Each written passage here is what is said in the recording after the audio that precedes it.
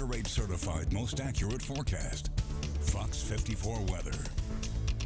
So Jordan, you mentioned that, of course, obviously, as the days go by, fall days go by, so does the sunlight. Yeah, we tend to lose sunlight, and that's something I'm going to show you here in just a minute. But how do you feel about the shorter days? Because I don't like the shorter days, but I know a lot of people that actually enjoy the shorter days, because with less daylight comes a higher sense of coziness, I have been told.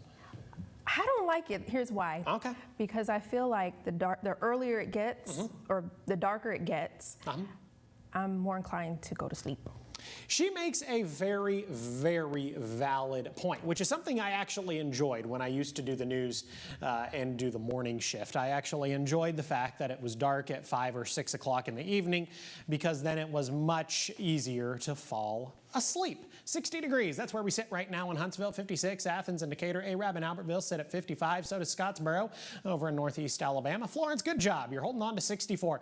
Says Pulaski sitting at 46 degrees. I find that very hard to believe. They're probably much closer to that Fayetteville number of 58. Regardless of where you sit right now, temperatures continue to fall off through the overnight. Early tomorrow morning, looks like many of us are going to bottom out in the 47s. I got a low right around 47 degrees. Definitely one of those nights when you want to leave your windows open. When the kids get on the school bus tomorrow morning, maybe send them out the door with a light jacket, especially if they have to wait for the school bus just a little longer. I think they might want that light jacket. They'll be able to ditch that light jacket by the time we get to the lunch hour, by the time the kids head outside for a little bit of recess.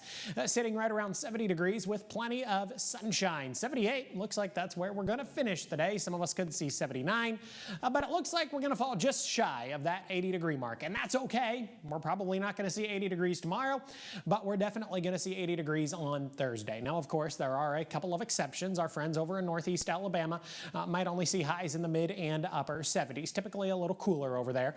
Elsewhere, though, we're talking about temperatures in the low and mid 80s, a bit above average for this time of year, average 81 or 82. By Thursday night, we're talking about a cold front. Now, this cold front really isn't going to do a whole lot for us across the Tennessee Valley, but it is going to usher in some drier air, and it is going to usher in some cooler air.